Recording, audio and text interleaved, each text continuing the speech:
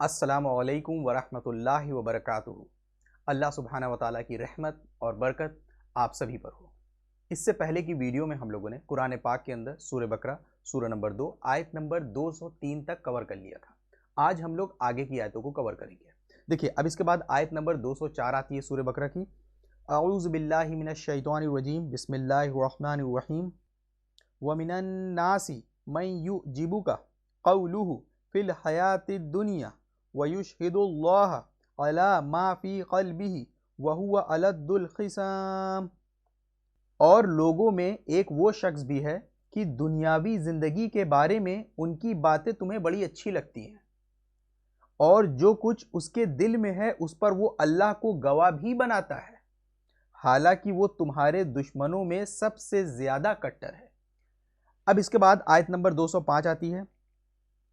व इज़ा तवल्ला सआ फिल अर्ज़ि लियुफ़सिदा फ़ीहा व युहलिकल hearth one नस्ल वल्लाहु ला युहिब्बुल फ़साद।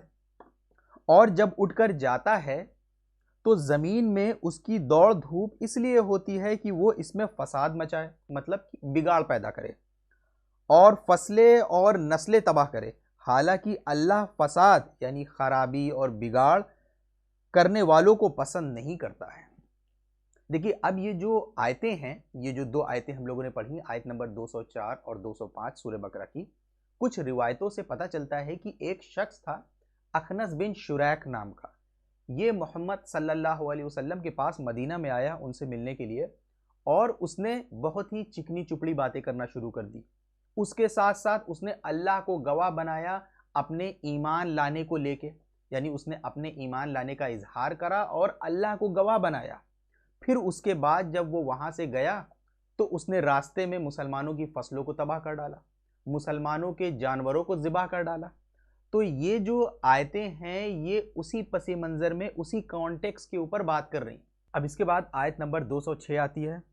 व इदा क़ील लहुत्तक़िल्लाह अख़ज़तहुल इज़्ज़तु बिल इस्मि फ़हस्बुहु जहन्नमु वलबिअसल मिहाद। और जब उससे कहा जाता है कि अल्लाह का खौफ कर, तो घमंड और अकड़ उसको गुनाह पर और आमादा कर देती है, चुनांचे ऐसे शख्स को तो जहन्नम ही रास आएगी, और यकीन करो वो बहुत बुरा बिछौना है। देखिए, अक्सर आप कुरान पाक के अंदर देखेंगे कि अल्लाह ताला हमें बताते हैं कि और लोगों के बीच में ऐसे भी लोग हैं। बहुत सारे लोगों के बारे में अल्लाह ताला हमें फरमाते हैं, हमें बताते हैं कि ऐसे कैटेगरी के भी लोग हैं तुम्हारे समाज में, क्योंकि अल्लाह तो सबके दिलों के हाल को जानता है और दिमाग को जानता है। तो जैसे इसके अंदर देखिए आयत नंबर 204 में, और लोगों में एक वो शख्स भी है। उसी तरीके से आप कई जगह कुरान पाक के अंदर पढ़ेंगे, और हम लोगों ने इससे पहले भी कई आयतें ऐसे कवर करी हैं जिसके अंदर अल्लाह ताला ने हम लोगों को बताया है कि और आवाम में ऐसे लोग भी हैं। तो अल्लाह ताला हमें इस तरह के बारे में बता के हमें एक तरह से काफ़ी स्मार्ट बनाता है। हम समझ पाएंगे कि ऐसे कैटेगरी के भी लोग हैं। तो जब हम दीन का काम करेंगे, जब हम अल्लाह की तरफ लोगों को बुलाएंगे, तो हमें अपना माइंड मेकअप करके रखना पड़ेगा कि हमें ऐसे ऐसे लोग भी मिलेंगे कि जो मुंह से कुछ और कह रहे होंगे, दिल में उनके कुछ और होगा। फिर इसके बाद आयत नंबर 207 आती है। व मिनन नासी मन यशरी नफ्सहु इब्तिगा मरज़ातिल्लाहि वल्लाहु रऊफ़ुम बिल इबाद। और दूसरी तरफ लोगों में वो शख्स भी है जो अल्लाह की खुशनुदी यानी अल्लाह की रज़ा की खातिर अपनी जान का सौदा कर लेता है, अल्लाह की रज़ा के लिए अपनी जान तक का सौदा कर लेता है। ऐसे कई सहाबी थे जिनके बारे में मुफस्सिरीन ने लिखा है, और अल्लाह ऐसे बंदों पर बड़ा मेहरबान है। अब इसके बाद आयत नंबर 208 आती है।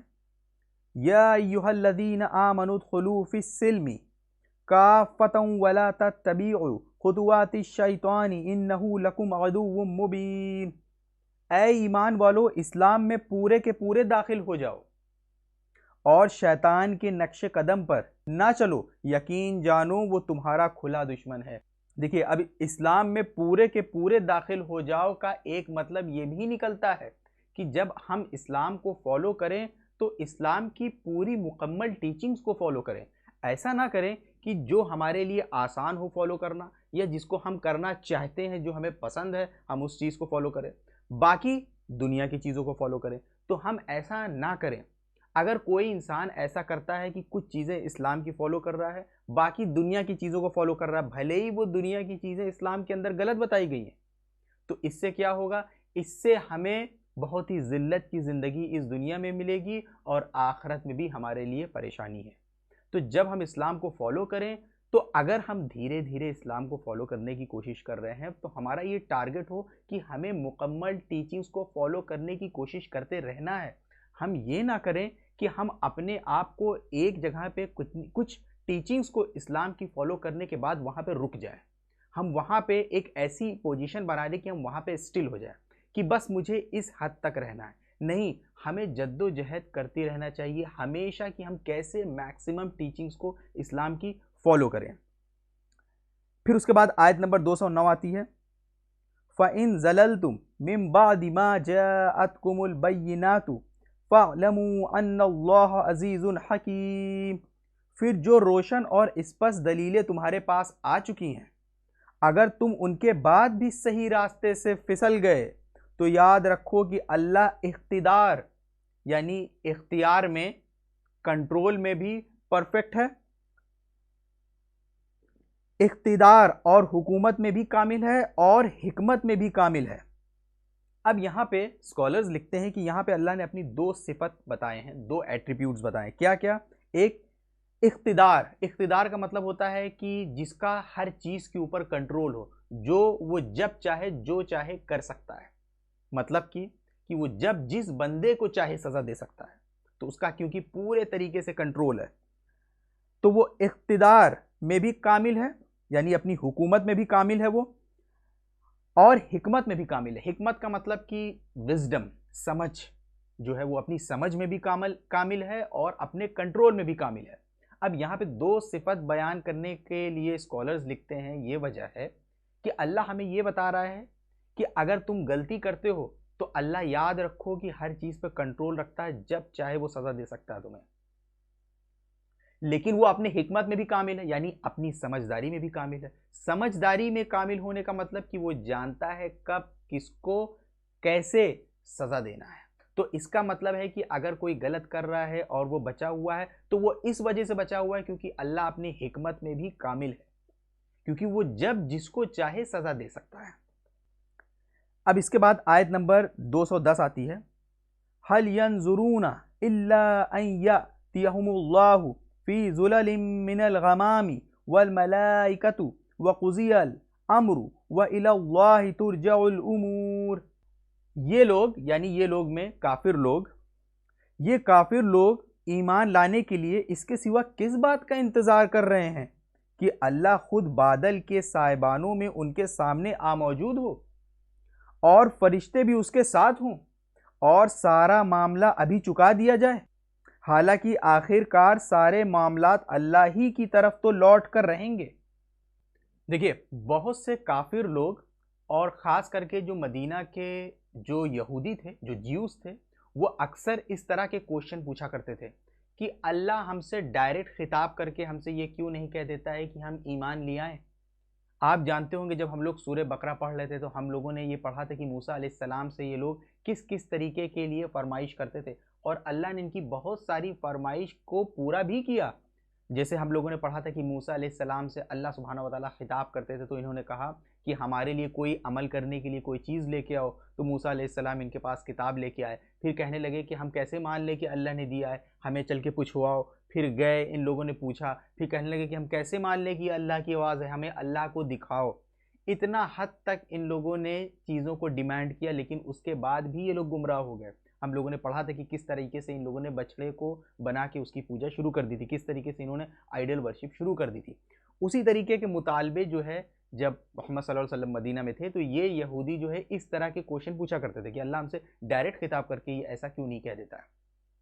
اسی چیز کو اللہ سبحانہ وتعالیٰ یہاں پہ جواب دے رہا ہے۔ دیکھیے، اب ہم لوگ اگر اس چیز کو سمجھنے کی کوشش کریں، کسی کے ذہن میں اس طرح کا سوال آ سکتا ہے کہ اللہ ہم سے ڈائریکٹ خطاب کیوں نہیں کہتا ہے، کیوں بادلوں کو ہٹا کے ہم سے کیوں خطاب نہیں کر لیتا ہے، سارا سوال ہی ختم ہو جائے گا۔ دیکھیے، اللہ تعالیٰ نے ہمیں اس زندگی میں اگر آپ غور کریں تو ہمیں اچھا اور برا سمجھنے کی صلاحیت دی ہوئی ہے اور ہمیں چھوڑ دیا ہے۔ اور ہمارے پاس اس دنیا میں کئی وے آف لائف، کئی طریقے کی ٹیچنگز ہمارے پاس موجود ہے۔ اب ہمارے کانشیس مائنڈ کے لیے، ہمارے ذہن کے لیے اللہ نے ہمیں یہ چھوڑ دیا ہے کہ ہم ان میں کون سا راستہ چنتے ہیں۔ اگر جو دھرم ہے وہ صرف دھرم نہیں ہے، یاد رکھیے گا، اگر ہم کہیں کہ کوئی کرسچینٹی دھرم کے بارے میں بات کر رہے ہیں تو وہ دھرم نہیں رہتا ہے، وہ پورا وے آف لائف بن جاتا ہے۔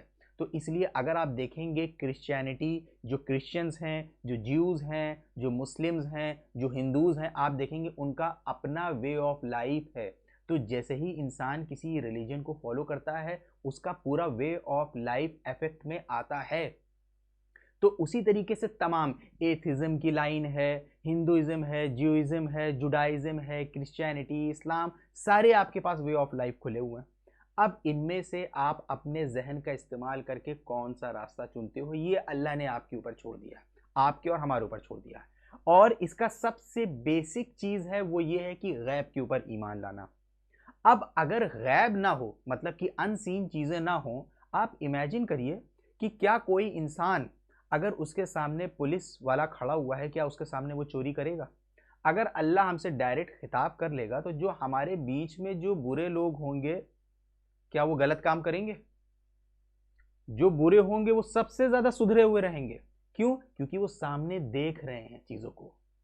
ہو سکتا ہے کہ وہ اندر سے درست نہ ہو، اندر سے وہ درست ہیں کہ نہیں یہ تب پتہ چلے گا جب ان کے لیے یہ چیز تھوڑی سی ایمبیگوس ہو، جب وہ ایک سے زیادہ خیالات کو کریٹ کر سکتے ہوں اپنے دماغ سے۔ ٹھیک ہے، تو یہ زندگی کا مقصد جو ہے، جو موت اور زندگی ہمیں ملتی ہے یہاں پہ، اس کا مقصد ہے آزمائش۔ یہ آخرت کے لیے ایک امتحان ہے۔ جس طریقے سے ایک اسٹوڈنٹ جو ہوتا ہے وہ ایگزام کے لیے تیاری کرتا ہے، تو ہم لوگ اس دنیا میں ایگزام کے لیے تیاری کر رہے ہیں۔ یہ ایگزام کب ہوگا؟ جب قیامت کا دن آئے گا، اس دن ہمارا حساب کتاب کا دن ہوگا، پھر ہم اپنے اعمال کے بیسس پہ جنت اور دوزخ میں ڈالے جائیں گے۔ ساری چیزیں کلیئر ہیں، ساری چیزیں دکھ رہی ہیں، فرشتے کھڑے ہوئے ہیں، اللہ سبحانہ وتعالی نے ہم سے خطاب کر لیا ہے، کوئی مطلب ہی نہیں رہ جائے گا پھر آزمائش کا۔ ٹھیک ہے، اسی طریقے سے آپ اس زندگی کو سمجھیے۔ اب اس کے بعد آیت نمبر 211 آتی ہے، سل بنی اسرائیل کم آتیناہم من آیات بینۃ ومن یبدل نعمت اللہ من بعد ما جاءتہ فإن اللہ شدید العقاب۔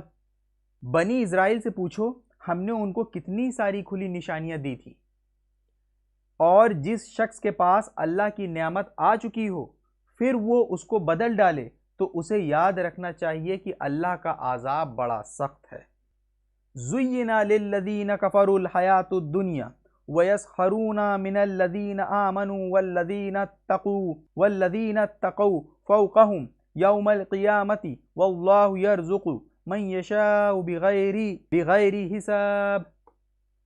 جن لوگوں نے کفر اپنا لیا ہے ان کے لیے دنیاوی زندگی بڑی دلخوش اور لبھاونی، یعنی بڑی ہی اٹریکٹیو بنا دی گئی ہے، اور وہ ایمان والوں کا مذاق اڑاتے ہیں۔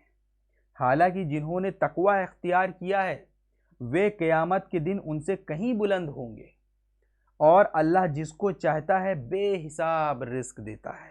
پھر آیت نمبر 213 آتی ہے، کان الناس امۃ واحدۃ فبعث اللہ النبیین مبشرین ومنذرین وانزل معهم الکتاب بالحق لیحکم بین الناس فیما اختلفوا فیہ وما اختلف فیہ الا الذین اوتوہ من بعد ما جاءتهم البینات بغیا بینہم فہدی اللہ الذین آمنوا لما اختلفوا فیہ من الحق بإذنہ واللہ یہدی من یشاء الی صراط مستقیم۔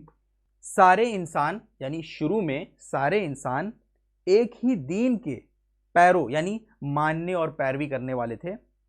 پھر جب ان میں مت بھید اور وواد ہوا، پھر ان کے بیچ میں آپسی کانفلکٹ وواد شروع ہوا، اللہ نے نبی بھیجے، پھر اس کے بعد اللہ نے اپنے نبیوں کو بھیجا، حق والوں کو خوشخبری سناتے اور باطل والوں کو ڈراتے، یعنی جو صحیح راہ پہ تھے ان کو خوشخبری دیتے تھے، جو باطل جو غلط راہ پہ تھے ان کو ڈراتے۔ اور ان کے ساتھ حق پر آدھارت کتاب نازل کری، اور اس کے ساتھ ساتھ اللہ نے اپنی کتاب نازل کری گائیڈنس کے لیے، تاکہ وہ لوگوں کے بیچ ان باتوں کا فیصلہ کرے جن میں ان کا اختلاف وواد تھا۔ اور مطلب کہ افسوس کی بات یہ ہے کہ کسی اور نے نہیں بلکہ خود انہوں نے، جن کو وہ کتاب دی گئی تھی، اسپشٹ اور روشن یعنی کھلی ہوئی روشن دلیلیں آ جانے کے بعد بھی صرف آپسی ضد کی وجہ سے، یعنی اللہ نے کھلی ہوئی بالکل کلیئر کتاب بھیج دیا، لیکن آپسی ضد، آپسی گھمنڈ کے وجہ سے ایک دوسرے سے کانفلکٹ پیدا کر لیا۔ اسپشٹ اور روشن دلیلیں آ جانے کے بعد بھی صرف اپنی ضد کی وجہ سے اس کتاب میں جھگڑا اور وواد نکال لیا۔ پھر جو لوگ ایمان لائے، اللہ نے انہیں اپنے حکم سے صحیح راستے تک پہنچایا، اور اللہ جسے چاہتا ہے صحیح راہ تک پہنچا دیتا ہے۔ اللہ جسے بھی چاہتا ہے، بھلے ہی کتنا لوگوں کے بیچ میں کانفلکٹ چل رہا ہو، ان کے بیچ میں بھی اللہ کسی کو اگر چاہے تو وہ صحیح راہ تک پہنچا دے گا۔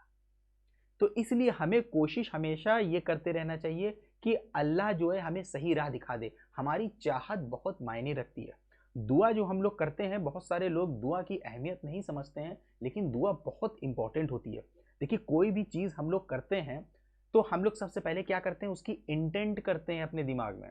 ہم لوگ لاء کے اندر یہ چیز پڑھتے ہیں کہ جب کوئی انسان کسی کام کو کرتا ہے، کوئی آفینس کرتا ہے، کوئی اپرادھ کرتا ہے، تو اس کے لیے اس کی کئی سٹیجز ہوتی ہیں کہ وہ انٹینٹ کرتا ہے، پریپریشن کرتا ہے، اٹیمپٹ کرتا ہے، اس کے بعد اکمپلشمنٹ ہوتا ہے اس کا۔ تو سب سے پہلی چیز، اگر ہم کوئی چیز کو چاہتے ہیں یا کرنا چاہتے ہیں، اپنے آپ کو سدھارنا چاہتے ہیں، تو سب سے پہلے ہم انٹینٹ کریں اور اللہ سے دعا کرنا شروع کریں، تب ہمارے راستوں کو اللہ ہمارے لیے کھولے گا۔